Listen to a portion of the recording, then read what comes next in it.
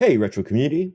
Today we're talking about my favorite system ever, the Super Nintendo Entertainment System, or the SNES. Yes, I know some people call it the SNES, but I call it the SNES. Anyway, I absolutely loved the SNES. Countless days and memories playing this awesome console. Platformers, beat 'em ups, fighting games, RPGs, you name it, I played it. Blast processing? Not on my watch. Mode 7 all the way. But seriously, I really enjoyed this console, and I wish I had at least kept my original, let alone the games. But I was a dumb kid, and FuncoLand had too much power over me. But not this time, FuncoLand. I mean, GameStop. Man, I really hate that FuncoLand is no longer here, but, well, whatever. Anyway, this took me a while to write up, and I had to come back to it several times, so it may not flow as nicely as some of my other videos. Normally, I write everything in one sitting, but with this, there's just too much to discuss, and this is still the cut down version of what I originally wanted to write up. I could do an entire 1 hour video on just the history, but I won't do that because I don't want to bore you guys. Anyway, let's get started. The SNES, or Super Famicom in Japan, was conceived of while the NES was still in its prime. This was because of the threat Sega posed with the Genesis/Mega Drive, and NEC and Hudson Soft with their PC Engine, Core FX, or TurboGrafx-16 as it was known here in North America, as well as they wanted to capitalize on newer advances in technology, though initially they weren't too concerned. In any case, it was Nintendo's debut into the 16-bit era. The Super Famicom was released on November 21st, 1990 in Japan and South Korea, with the SNES released in North America on August 23rd, 1991. Europe and Australia saw their release in April of 1992, and Brazil got one in 1993. It introduced improved graphics and sound, as well as other special effects, such as the famous Mode 7. Despite its late start, it ended up being the best-selling 16-bit console, beating out the Genesis and the TurboGrafx-16, among others. By 2003, when it was officially discontinued, it had sold over 49.1 million units. The initial 300,000 units Japan had available for sale sold out within hours, and the hysteria that ensued resulted in the government asking console and game manufacturers to schedule releases on the weekend when the majority of people aren't working. It launched with 2 games, Super Mario World, or Super Mario Bros. 4 in Japan, and F-Zero. And it quickly regained supremacy over the other consoles due to third-party developers that had followed it from the NES, Capcom, Konami, Square, etc. In North America, the SNES once again had a different design from that of Japan, and even Europe. Europe and Japan had basically retained the same design, however the European release took on the Super Nintendo name. The releases around the world had utilized a red, blue, green, and yellow accent color on the console and gamepad buttons, whereas the North American release utilized purple and lavender color accents and buttons. Early prototypes had the SNES looking radically different from what we got. Nintendo even suggested calling it the NES 2. The North American release also had Super Mario World as a pack-in game, but F-Zero and Pilot Wings were also available along with third-party games such as SimCity, which was originally being developed for the NES, although technically I guess it wasn't too much of a third-party game since Nintendo also had its hand in development. But either way, you had that, and you also had Gradius 3. The former two demonstrated the SNES's Mode 7 graphics, which is kind of like a pseudo 3D graphics mode. Now let's talk about the console wars. If you grew up as a gamer in the 90s, you probably remember this.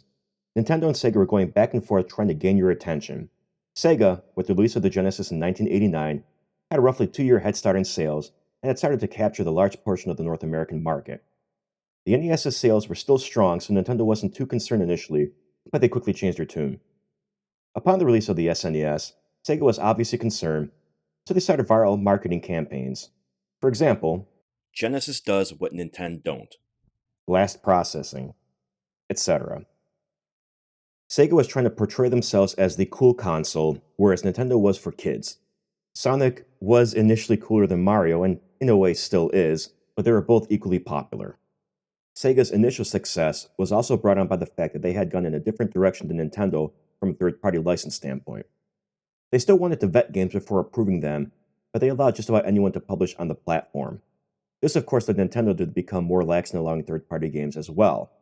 It also forced Nintendo to be more aggressive with courting publishers to release their games on the SNES exclusively, or at least first. One result of this was Street Fighter II. This game was a huge hit in the arcades. When Capcom made the decision to release this for the home market, it landed on the SNES. This was huge for Nintendo.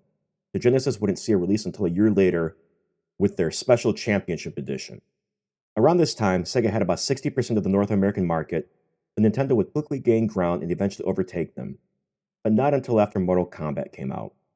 See, Sega didn't heavily censor the game compared to Nintendo, and the Genesis version had the original fatalities and full gore, although it was with the use of an unlock code.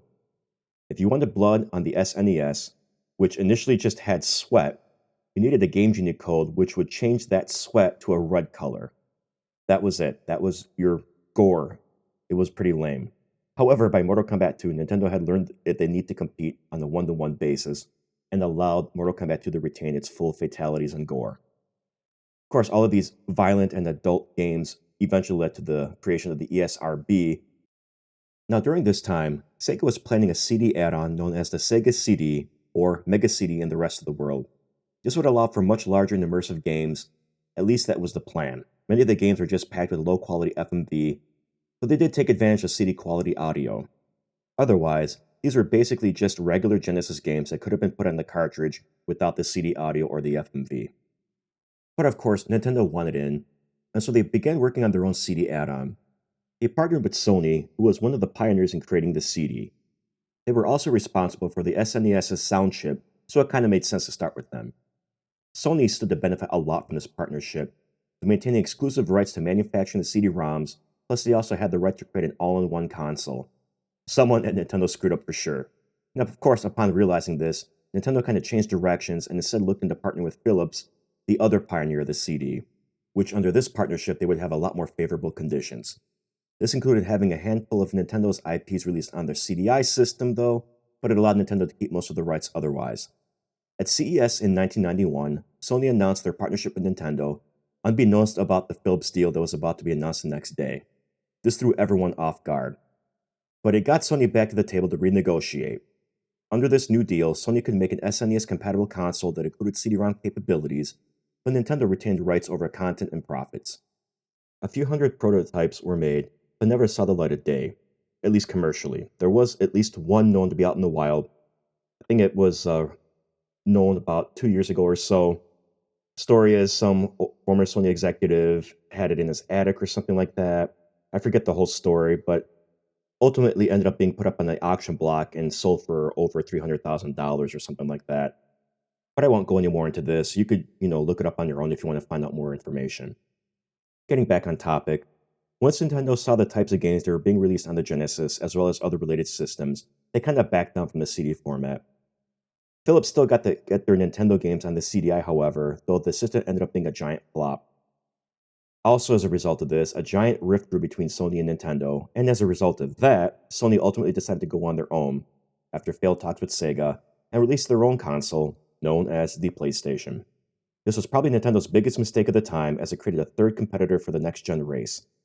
It's probably also what started Sega's path to failure and ultimately them leaving the console business, but those are just my thoughts. Leading into the 32-bit generation, the SNES still showed it had some fight left in it.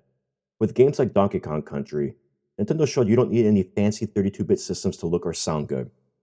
This helped them maintain the market prevalence since both Sony and Sega were working on and had already released their 32-bit consoles. It bought Nintendo time at the very least to work on their next-gen console, the Ultra 64, but that's for another video. At the end of its life, Nintendo released a revised edition of the SNES Super Famicom, known as the SNES Jr. among the retro community. It was more compact than the original, and at least in the North American market, removed some features and capabilities, including RGB and S-Video. This revision was not released in Europe, however. Now, I haven't said much about the TurboGrafx 16. That's because it basically failed to gain any ground in North America, and it didn't last very long. It did have more of a life, though, in Asia and Australia, however, so it had that going for itself. So with games like Final Fantasy III here in North America, Final Fantasy VI in Japan, Chrono Trigger, Donkey Kong Country, and Killer Instinct, the SNES went on to win the console wars of the 16-bit generation, and is definitely going to be remembered as one of the best consoles of all time. The SNES contains a Rico 5A22 CPU running at 3.58 MHz, but will slow down if certain peripherals are connected to the console. However, this is for NTSC systems. In PAL CCAM regions, the stock CPU runs at 3.55 MHz. While this was slower than the stock 7.6 MHz CPU in the Sega Genesis had, this really didn't hinder it too much. There were also companion chips that will be discussed in a bit. Moving over to the graphics side, video is controlled by the PPU, two separate but very connected ICs containing 64 kilobytes of SRAM, 544 bytes for storing sprite data, and 256 by 15 bits for color generating RAM, CG RAM, which stores palette data. This allows the SNES to display up to 256 colors out of a possible palette of 32,768. The PPU runs at the same clock speed as the CPU, depending on its current state. The SNES was capable of generating 8 different graphics modes from 0 through 7, the most famous of which was Mode 7, which generated a pseudo 3D plane that allows for unique rotations, scaling, and other effects. Examples of this are the airship maps in Final Fantasy IV, 5, and 6, as well as the background layers in Super Mario Kart. Audio is handled by the Nintendo SMP, which consists of the SPC700 designed by Sony and a digital signal processor, as well as 64 kilobytes of SRAM, which is shared between the two units, and 64 bytes of ROM for booting. The SPC700 is an 8-bit CPU similar to the MOS6502, but in this case is used for generating audio. Unlike the Sega Genesis, which used FM synth to generate music, the SPC700 can load digital audio samples, meaning you would have background music that would sound more like real instruments. Here's an example of Guile's theme from Street Fighter II on the Sega Genesis. And here's an example from the same stage, but from the Super NES version. Now, it's pretty much up in the air which one was better. Some people liked the sound that the FM synth generated. Other people liked the more realistic sounds the Super Nintendo could generate. I suppose they both have their place in history, and that's all I'm going to say about that. As mentioned before, the Japanese and PAL consoles are virtually the same in terms of looks, with the Japanese console called the Super Famicom and the PAL using the Super Nintendo name. North America also used the Super Nintendo name, but had a radically different design. The SNES Jr, which was released late into the Super Nintendo's lifetime, was pretty much kept the same look in North America and in Japan. Controllers were identical, though North America used 2 shades of purple for the face buttons instead of the rainbow that the other systems used around the world. The SNES's controller also had another unique feature. The Y and X buttons were concave, just like the B and A buttons on the NES, and the B and A buttons on the SNES controller convex, just like on the Game Boy. PAL and Japanese buttons were all convex. The console can be augmented with additional capabilities via additional chips, co-processors, and game cartridges. These were similar to the MMC chips some NES games used. The most famous of them is the SuperFX chip, which is used mainly to generate rudimentary 3D graphics. Star Fox is an example of this. The SuperFX2 was also used in Super Mario World 2, Yoshi's Island, to assist with some of the visual effects. Speaking of game cartridges, they came in sizes as small as 2 megabit and as large as 48 megabit. Some contained SRAM and batteries for save data, and as mentioned, many came with co-processors. Japanese SFC games came in different shells than the North American ones, but the PCBs themselves are basically compatible with one another. The shapes, along with the grooves in North American games, were the primary form of region lockouts, though some games utilize electronic software means as well. However, these are mainly to keep PAL games from working in NTSC consoles and vice versa. Japanese NTSC games work in North American consoles and vice versa.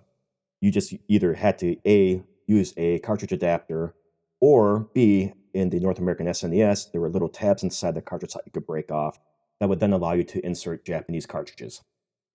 Several peripherals and accessories were released, including a mouse, a light gun known as the Super Scope 6, the Super Game Boy, which allowed you to play Game Boy games on your television, along with some special Super Game Boy Enhanced games that had special palettes and borders. And in at least one known case, the game Space Invaders even included something special, a fully working 16-bit version of the game. Yes, it's basically an SNES game hidden inside a Game Boy game. Then there was also the Super Game Boy 2, which was only released in Japan, that added the link port to be able to allow you to link it to a Game Boy, so you could play 2-player games, but it was mainly used for trading Pokemon. And it also corrected the CPU speed to be 100% accurate to the Game Boy. The original Super Game Boy wasn't quite accurate, I think it was a tad bit faster, so they released the Super Game Boy 2 to make it a little bit more accurate. In Japan, there was a device called the Satellaview, which was an add-on that connected to the bottom of the SNES, which allowed you to download games via satellite service. Some of these games were broadcast at certain times, and would include live voice acting and live music. These were usually exclusive to that time period, so if you didn't catch it then, you might not get to play it again, although there were some games that were re-released later, but without the actual live performances. And then, of course, there was the Game Genie, which is a game-enhancing device which basically lets you cheat at games, although it did allow you to do some interesting things. As discussed several times before in previous videos, the SNES version of Mortal Kombat was heavily censored and didn't have blood, it had sweat, but there was a Game Genie code that could turn that sweat red to kind of make it look a little bit like blood. Modern accessories and mods exist for the SNES. The original SNES had RGB capabilities, and you can buy modern cables that allow you to hook it up to either component video or HDMI without any loss of quality. However, the SNES Jr. lacked that capability, but you can mod it to bring it back. Another example of a modern accessory would be something known as the Everdrive, which allows you to play ROM images loaded up on an SD card on your actual SNES hardware. The benefit of this is that you're not wearing out the contacts on each individual game cartridge. So I'm going to have to cut this video short here because it's longer than I expected it to be. This is going to be part 1, and I'll try to have part 2 up in a few days. And then a few days after that, I'll have all the videos combined so you have one long video you can watch. But in any case, if you liked today's video, hit the thumbs up and feel free to subscribe if you haven't yet. But if you didn't like today's video, go ahead and hit the thumbs down, but please leave a comment below as to why so I can use that to make improvements in future videos. And you know what? Even if you did like the video, go ahead and leave a comment anyway. We can maybe start a discussion or two. Otherwise, thanks all, and I'll catch you later.